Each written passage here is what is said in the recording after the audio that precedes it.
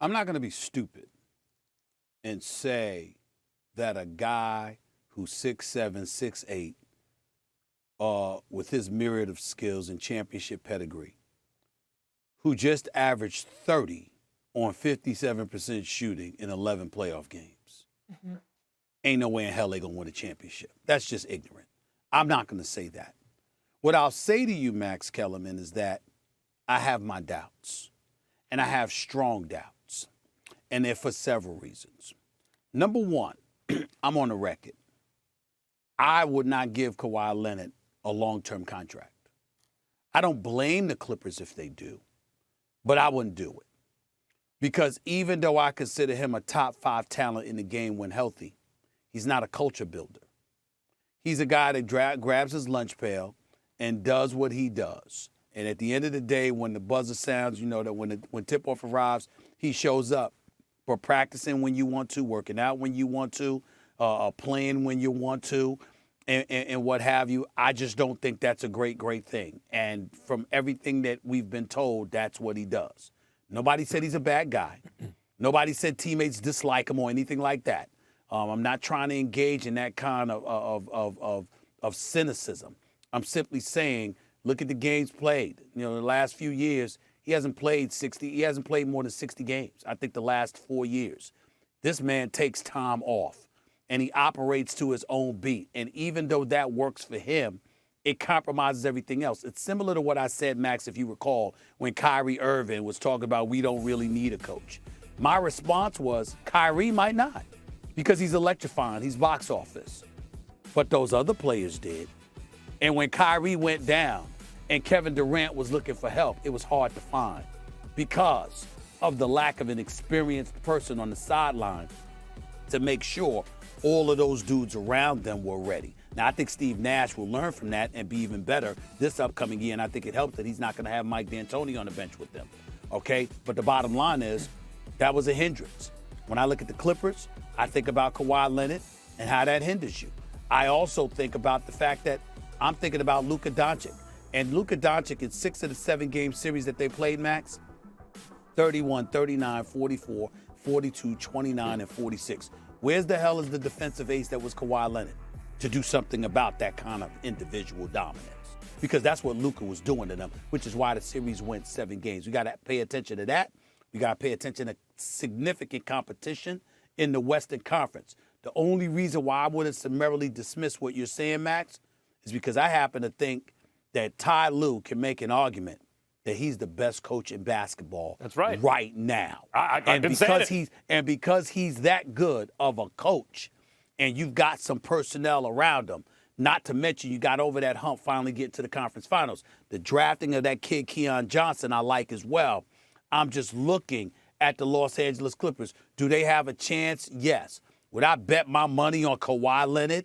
No. Well, in the playoffs, it would be wise to bet your money on Kawhi Leonard because he's one of the all-time great performers. You mentioned Ty Lue. I believe he is the best coach in basketball. We saw it again these last playoffs. If you go back and look at Kawhi, a great offensive player, Stephen A., is going to get his. I don't care who's on him. You put Dennis Rodman on a great, but if Dennis Rodman. No, you mean Luka Doncic, right? You mean Luka Doncic? Yeah, Luka. I'm saying right, you could put whoever you want on a great offensive player. If they got it, there's not so much that can be done, particularly in this NBA, the way the rules are enforced.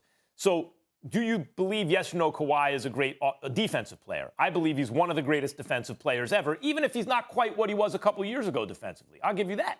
He's still a great defensive player. You go back and look at the playoff series, like you mentioned, 30 points a game, 55, 58% shooting, whatever.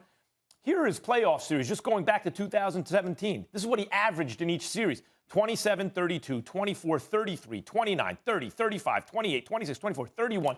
He's doing it on great shooting, and he's doing it with defense. Like, even if you think he's not a culture builder, any great team's going to have at least 2 max contract type guys nowadays, right? Can Kawhi be one of them? Yes, he can. Yes, and he'll frequently be the best player in the series. You cannot justify not paying him. Like, I think year to year. Here's what I'm trying to say, Max.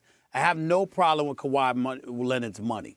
I think he deserves every penny. It's the years that I have a problem with him with. Well, because I think durability is a question mark.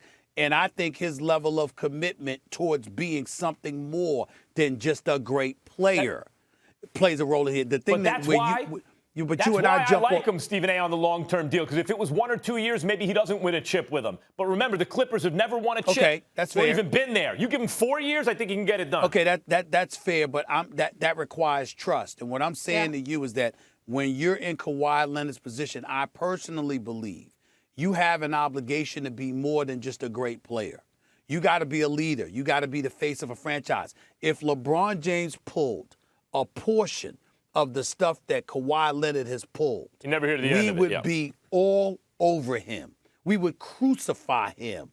It's a shame, and Kendrick Perkins was right when he said that. It's a shame that Kawhi Leonard has flown under the radar and has gotten away with some of the stuff that he's gotten away with in hijacking the Clippers organization.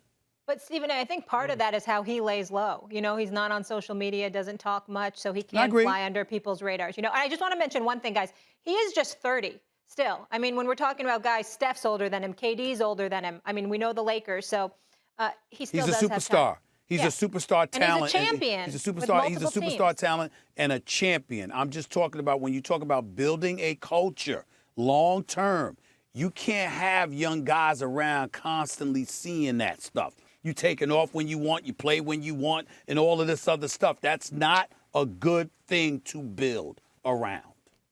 All right. Thanks for watching ESPN on YouTube. For live streaming, sports, and premium content, subscribe to ESPN+.